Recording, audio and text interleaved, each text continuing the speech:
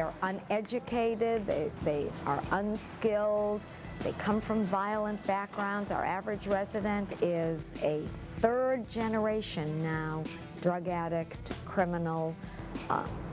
They have no hope, they're pretty violent, they hate everything, and most of all, they hate themselves. To put it bluntly, I was just a mean, nasty, vicious, violent drug addict that didn't care about anybody, the only thing that mattered in my world was me, and that was it. And if things didn't go my way, I would do whatever I could to make them go my way. As time went on, probably about 4 or 5 months that I had been in jail, I started to get really comfortable, and I got a little scared because I realized that I wasn't doing anything. I was just willing to just sit there and settle for nothing, basically settle for being in jail for the rest of my life.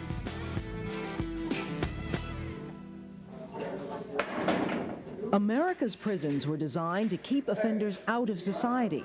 Many of them, though, will ultimately be released and return to the streets. Can inmates who've spent years in a monitored environment behind bars adapt to the new challenges of freedom?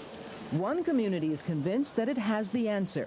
It's called Delancey Street, and its supporters believe it's creating new avenues for success. The biggest first struggle is to get somebody to hope who has never had anything to hope for, and to get them to believe that they have the strength to make dreams come true. Mimi Silbert co-founded Delancey Street in 1971 after graduating with PhDs in both criminology and psychology. She was dismayed by how ex-convicts failed to integrate back into society and decided to try a new approach. She named the project Delancey Street after the famous immigrant neighborhood in New York where families struggled to create new beginnings for themselves. For Mimi, Delancey Street represented that transition into a new world, a better life. Delancey Street got started the way you would decide to start a large family that had fallen, had a lot of problems, didn't have any money, and didn't see a way to survive. We got a few people together, ex-convicts, people with drug problems, people whose lives had hit bottom, and then we lived together and we decided, like a basic family would, who can cook? Someone raised their hands and we said, you're the head of food service. A few people could work. We went out, earned some money, put the money into the pot. Someone else knew a little bit about construction. They became the head of construction and fixed it up. The concept was straightforward. Teach ex-convicts to help themselves by helping each other. Mimi and co-founder John Maher, himself a former ex-convict, designed a 2-year course based on an academic semester system. Ex-convicts would live together, educate each other, and support themselves through work. Delancey Street would be strictly self-funded, relying on the income from the businesses its residents created. After 2 years, residents could graduate. With an education, job skills, and self-esteem, they would be ready for the real world.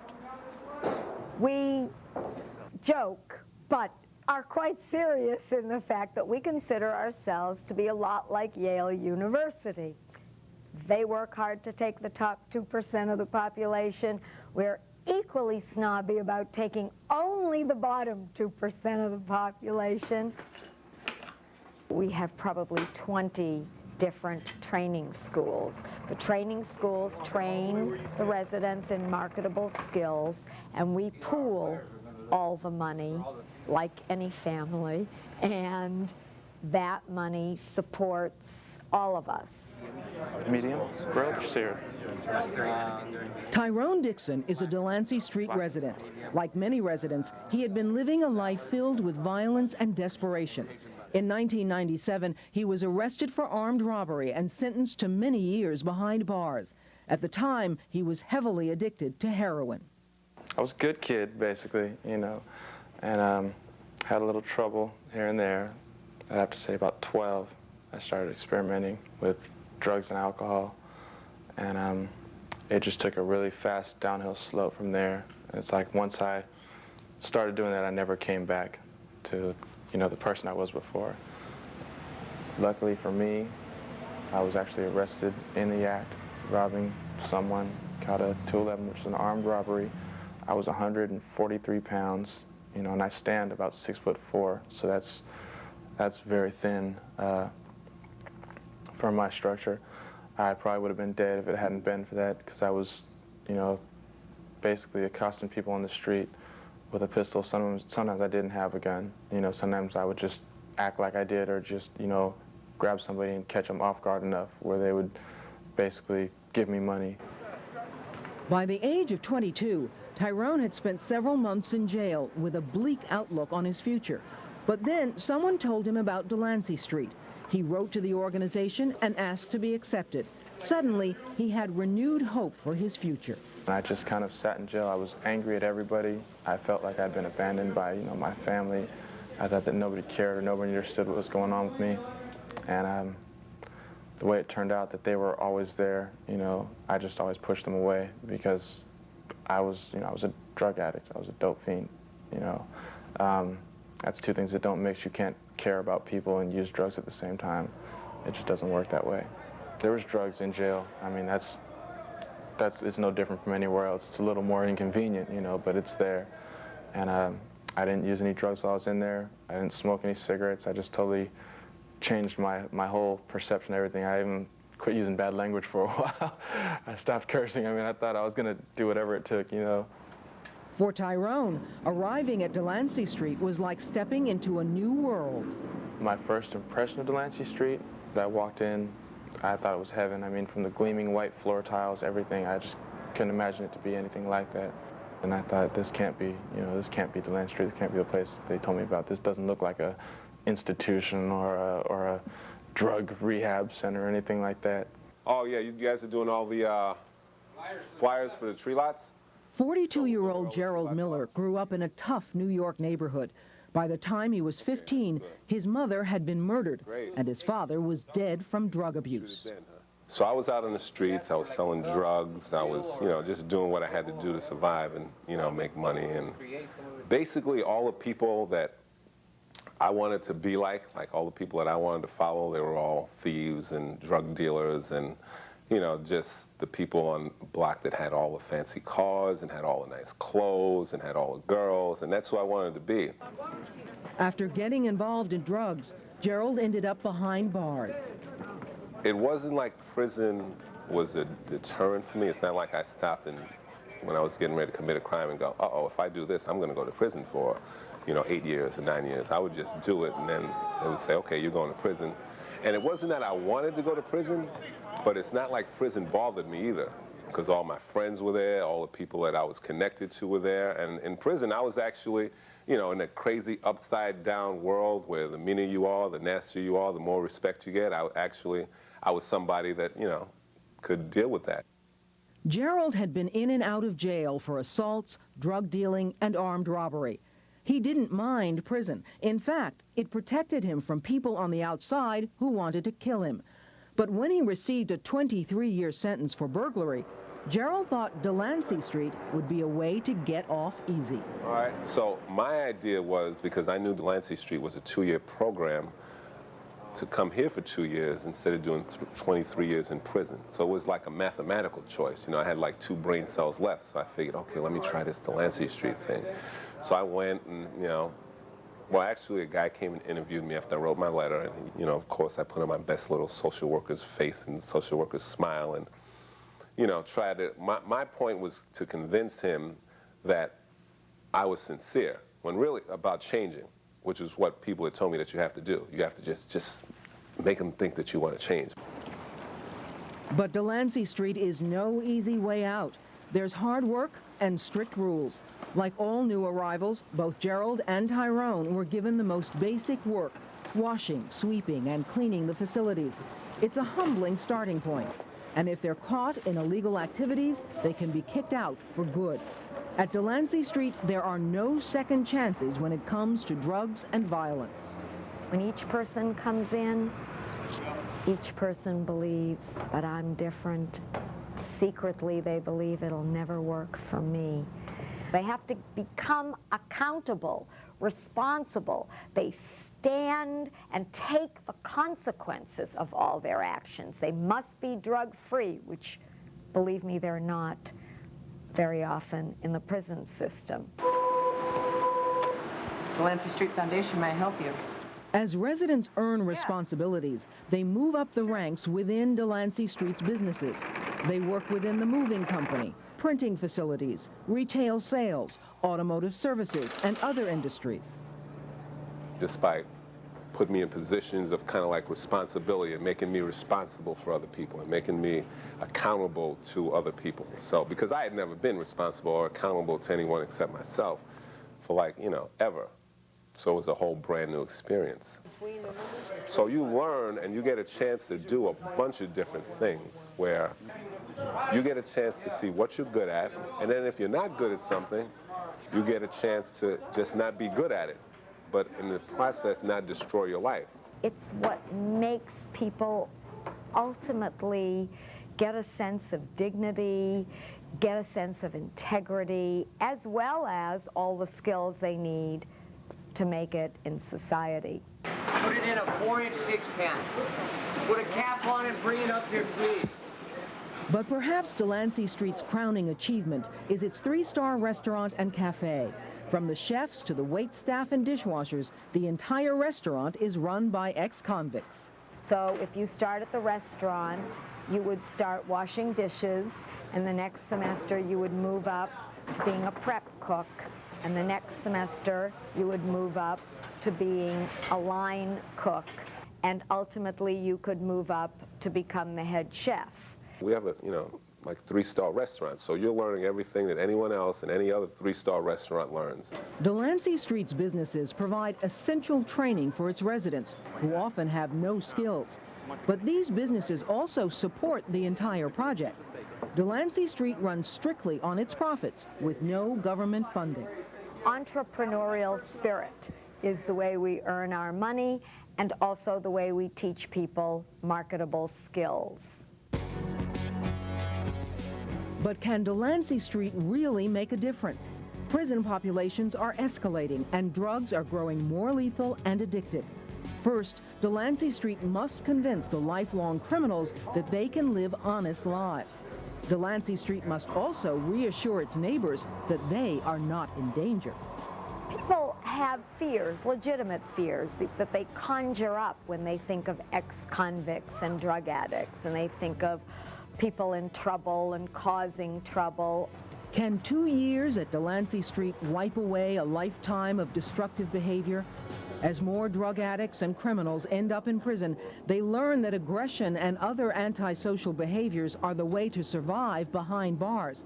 When they come to Delancey Street, they suffer a form of culture shock. Letting go of drugs and violence can be strangely traumatic. You come into Delancey Street and you're in a room with 10 other people from gangs which have sworn to kill each other on site with no questions asked.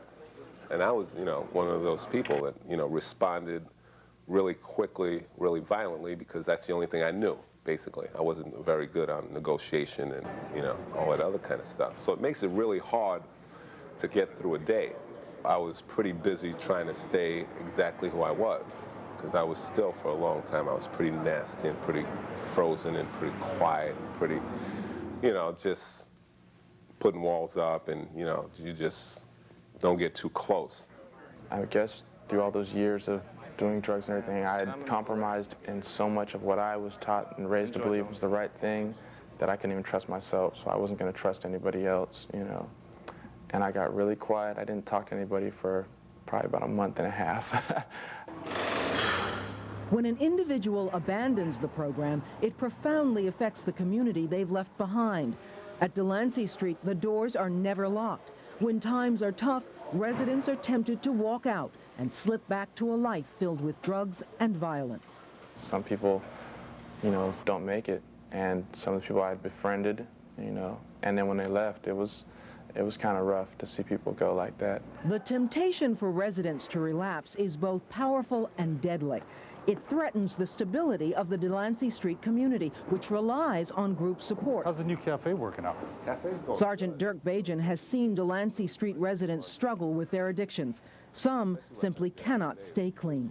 A young man who was a drug dealer, he was addicted to drugs, and he realized he'd gotten so low that he wanted to change. And he was admitted to Delancey Street, but he only stayed here about 2 weeks, and then he split. I saw him several weeks later standing on the corner, probably slinging drugs, and stopped and talked to him, and he went on and he bragged about how Delancey Street made you work, and they did this and they did that, and they didn't have any personal time, and they got you up in the morning. And when he got all done, he looked at me and he said, "You know, Sarge, but really those were probably about the 2 best weeks of my life." And I think that's said a lot. And as this small community struggles to hold itself together, they must also contend with criticism from surrounding communities. Some neighbors think Delancey Street's residents should be kept behind bars.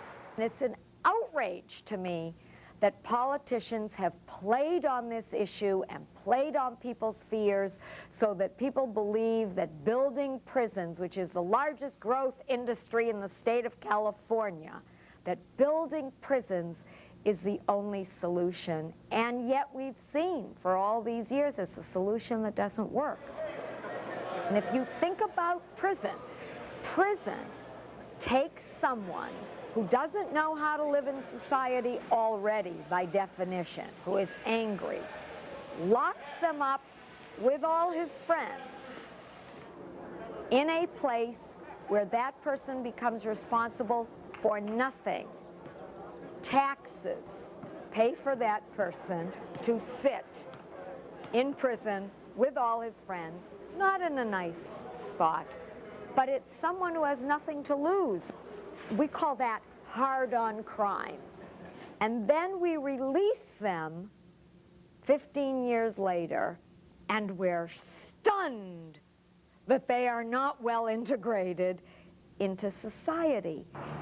And yet, a place like Delancey Street, someone would call this soft on crime, except we don't take one government penny. Straight up!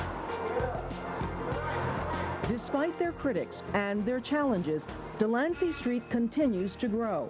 Currently, there are 500 residents living at the San Francisco site. It's become a successful role model for other urban rehabilitation centers around the country. Everyone at Delancey Street is a teacher as well as a learner, and is a giver as well as a receiver. And you begin to see yourself giving and helping, and you realize that we're eating dinner because of the work you achieved at the restaurant, and particularly when you're someone who has never succeeded at anything. And now you're beginning to succeed, and more so you're pulling other people with you, and their lives are changing because of you. It's just a phenomenal feeling. Every day, older residents are helping new residents to adjust and succeed in the program. They're discovering new lives, new possibilities. We are all essentially climbing a mountain.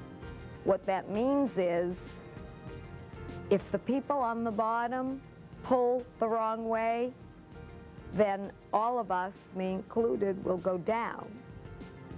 But if all of us tug together, we climb up. And that's pretty simply what the whole organization is about. Tyrone has been part of Delancey Street for almost 2 years now. Delancey Street has functioned like a family, teaching him valuable life lessons. But Delancey Street has also brought him closer to his own family, whom he had alienated while addicted to drugs.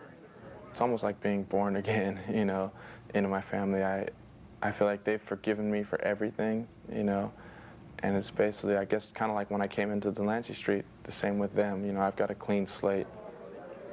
I mean, I just see the look in my mother's eye was like, you know, there's still hope. You know, she hadn't lost her little boy just yet. Did you put together a cafe list? Yes. And Jerome, who once believed he'd always be a street thug, is now one of Mimi's closest advisors. He's stayed on with Delancey Street for 9 years, giving back to the community that he believes saved his life. I enjoy doing what I do. I like to help people out. I like to see people, you know, do things that they never in life thought they could do before. And I think that I'm still, you know, developing and changing as a person. I get to do a lot of exciting things. You know, I just recently graduated from Golden Gate University. I've been involved in a bunch of different projects that Delancey Street has done. You know, it might sound kind of corny, but it actually has to do with making the world a better place to live in. And I've done so much on the other extreme, making the world a worse place to live in, that it's kind of like I feel like I owe a little bit too. So those are some of the reasons I stay. Delancey Street is a transitional community, but for many of its residents, Delancey Street plays a permanent role in establishing new lives. Convicts who thought they'd never have a chance to re-enter society are given the opportunity through training, education, and camaraderie. They're breaking free from the mental constraints of prison culture. At Delancey Street, they're working together and helping one another to succeed. Oh, when people ask me why I've dedicated my life to this, I want to ask them, why aren't you doing this? Because to me, this is the best thing in the world that anyone can do. I get to be part of people's struggles. I get to help them change. I get to see them blossom. I get to see them find talents they didn't know they had. I think it was Booker T. Washington said, if you're going to hold a person down, it's necessary that you stay down with them. And in Delancey Street, everybody's picking somebody up and rising with them. And that's what I like about this. I just go day to day and just, you know, like I said, I'm learning it's been an uphill battle all the way. I mean, there's been a lot of struggles in that time, but like I say, when it's uphill, it means every day I'm getting a little higher and higher than I was before. You know, I'm constantly learning, constantly trying new things, and I'm just going to keep looking up.